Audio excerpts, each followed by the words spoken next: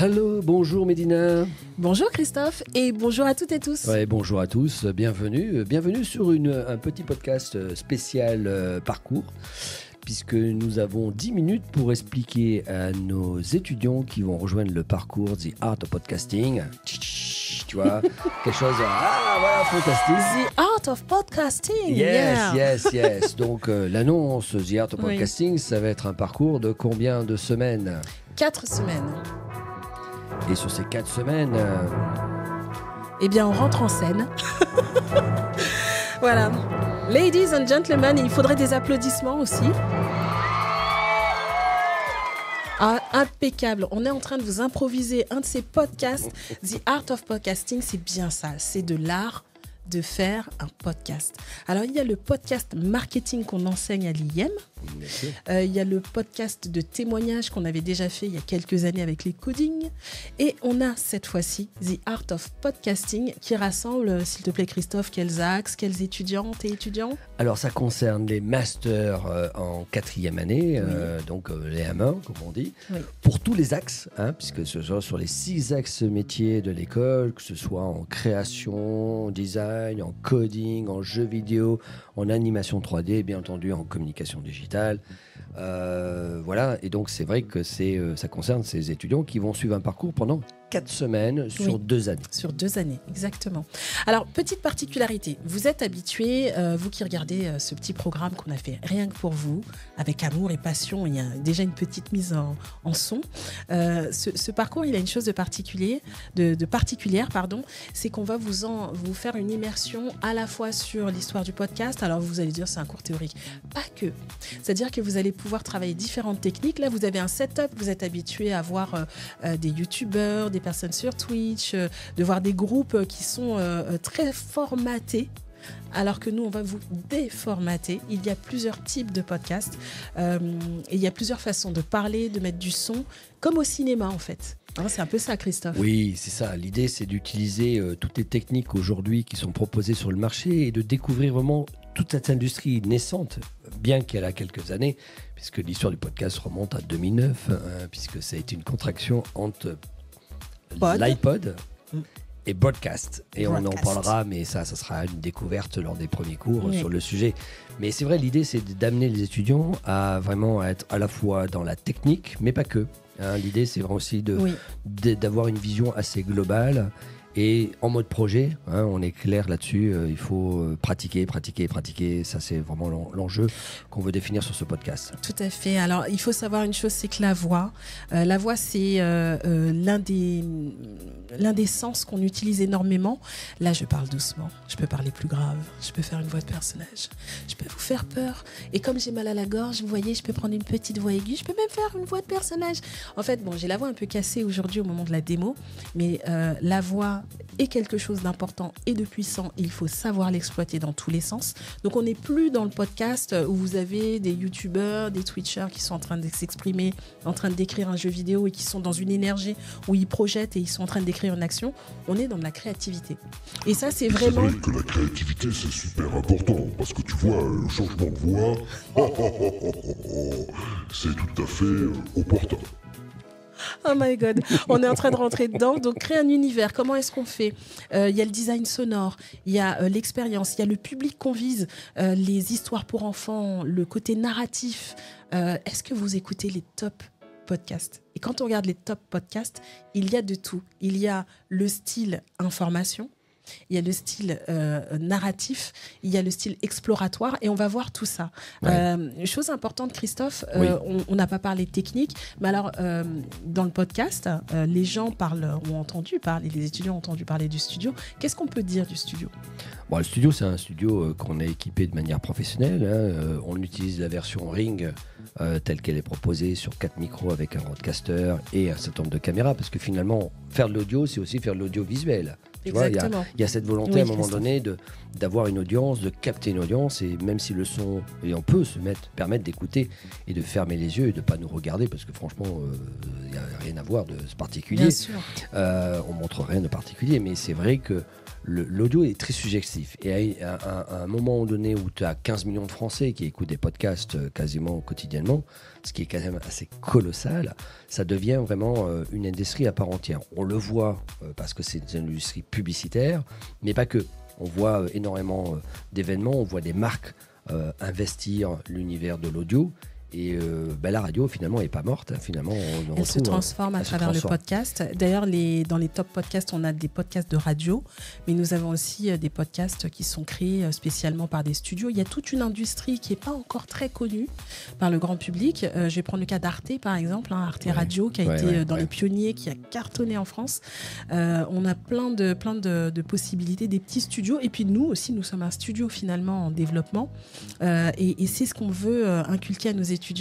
L'idée, c'est aussi qu'on va avoir des expériences et des rencontres avec des professionnels. Ah oui, ça c'est génial, j'adore. Et ça, c'est vraiment l'idée, c'est pas d'enfermer les étudiants dans le studio et leur dire vous devez produire un podcast, c'est quoi le storytelling, etc. C'est aussi les faire sortir sur le terrain, leur faire rencontrer des professionnels, des gens expérimentés qui peuvent échanger avec eux sur leurs idées, sur leurs envies. Donc en fait, on cherche vraiment des étudiants qui sont motivés. La motivation, ça va être un des principaux vecteurs importants dans la réussite de ce parcours. 4 semaines sur 2 ans, ça paraît long, mais ça va être intense, puisque ça concernera 4 jours 4 jours dans la semaine où vous allez devoir produire, réaliser, décortiquer, s'instruire, savoir.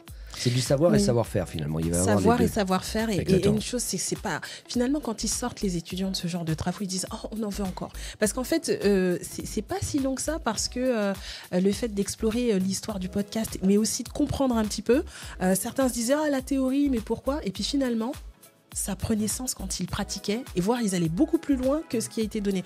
En fait, amusez-vous. L'idée de ce parcours, c'est de s'amuser, c'est d'y aller, c'est de se découvrir, de nouvelles compétences. Certaines et certains ont déjà des podcasts parmi nos étudiants. Quand ils viennent avec nous en studio, ils ont souvent cette expression « mais en fait, je suis carrément sortie de ce que je faisais, j'ai appris trop de choses ». C'est-à-dire qu'ils savent parler dans un cadre, dans une technique, dans leur monde, c'est-à-dire ce qui concerne, ce qui se sont créés un coffre-fort très personnalisé, où ils ont créé leur monde.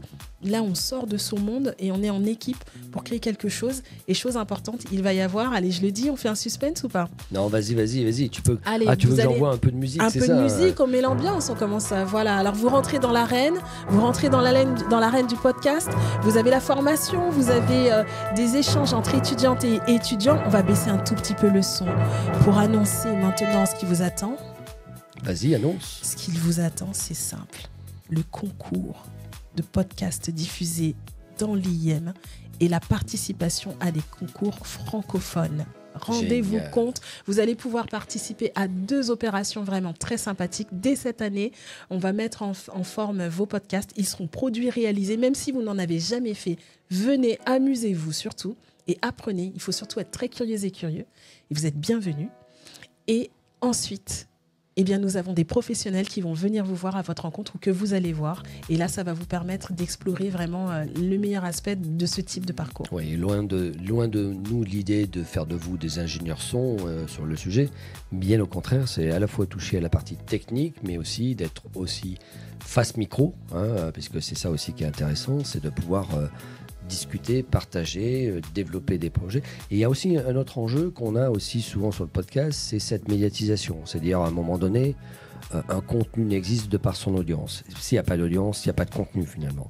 Et ça aussi, ça fait partie du cursus de ce parcours, de vous amener à comment je peux faire en sorte que mon podcast ait une vie, que les gens en parlent, qu'ils aient une audience. Et peut-être c'est aussi ça qui est assez intéressant. Ça, c'est sur la 2e année, puisque la première année, c'est vraiment comprendre, être dans la création pure et lâcher de tout. Nous, l'école, on accompagne. On a vraiment prévu d'accompagner toutes vos créations. Et puis, vous inquiétez pas, c'est un univers secure. On fait en sorte que tout se passe pour le mieux et qu'on évolue ensemble. Je dis toujours que c'est un projet collectif. Même moi, j'évolue avec les étudiants. Plus vous avancez, mieux on se porte tous et on se tient main dans la main. Donc, on n'est jamais seul dans ce genre de projet. Ouais, et l'année suivante, comme on a gagné en assurance, là, on s'ouvre beaucoup plus et on est vraiment plutôt dans une logique de prod beaucoup plus poussée avec à la fois de l'artistique, Et on va beaucoup plus loin dans le partage et dans les échanges, même avec les professionnels et même dans les concours. C'est exactement ça. You get it? Yeah, I've got it. Are you ready? I'm very ready. Alors, dernière chose, les compétences. Qu'est-ce qu'on peut dire des compétences? Allez, on va rester sur ce volet-là. Les compétences- Si je veux m'inscrire, je suis étudiant IM, IL, qu'est-ce qu'on fait? Ouais, en fait, c'est très simple. La maîtrise de tout l'enchaînement lié à la production. Préparation, ça reste la gestion de projet, hein, on est bien d'accord. Donc, Oui. c'est des choses que nos étudiants savent déjà un peu faire. Donc, ça s'adresse à tous les axes, quel que soit leur niveau. Maîtrise de la production audio, capacité en storytelling, en savoir faire la promotion des podcasts sur l'ensemble des réseaux, y compris les réseaux sociaux, et l'expérience collaborative, voire partage, parce que ça se trouve, les rencontres qu'on fera avec des professionnels nous diront, mais hey, chiche, on fait un podcast ensemble. Bah oui, pourquoi pas. Exactement. Des C'est interviews, le but. etc. Donc c'est un peu le but de ça. Ce qui compte, c'est d'être super actif. C'est-à-dire, on veut pas de gens passifs, on a envie d'avoir des gens qui soient super motivés, qui soient impliqués tout au long du parcours, parce que vous allez voir, c'est très prenant. Nous, avec Medina, on fait des podcasts et finalement, on s'y prend au jeu, on enregistre plein de séries dans tous les sens, en live, en pas live, etc. Donc c'est vraiment cet engagement qui est nécessaire pour profiter pleinement de ce petit parcours podcast. Et puis en plus, c'est de la production qui peuvent être utilisées, promues dans le cadre de leur CV, dans leur futur job. Hein. Ça aussi, ça fait partie. Ça a énormément servi aux étudiantes et étudiants. Et franchement, venez, inscrivez-vous, venez comme vous êtes. Et même si vous avez un bégaiement, que vous avez une diction, une voix Ou particulière, super timide, hein, parce ou qu'en super fait, timide, voilà, c'est votre signature. L'objectif, c'est que vous soyez à l'aise avec vous-même. Vous gagnez en assurance, vous gagnez en esprit d'équipe, vous gagnez en skills techniques et soft skills. Mais hormis les skills, vous vous éclatez. Voilà. Et puis vous apprenez, vous vous professionnalisez. C'est hyper important d'en tenir compte. Ça fait partie de ce qui est attendu pour nos 5 axes. Donc, welcome. Ok, c'est parti, let's go pour les Art of Podcasting avec Medina et Christophe. À bientôt. À bientôt.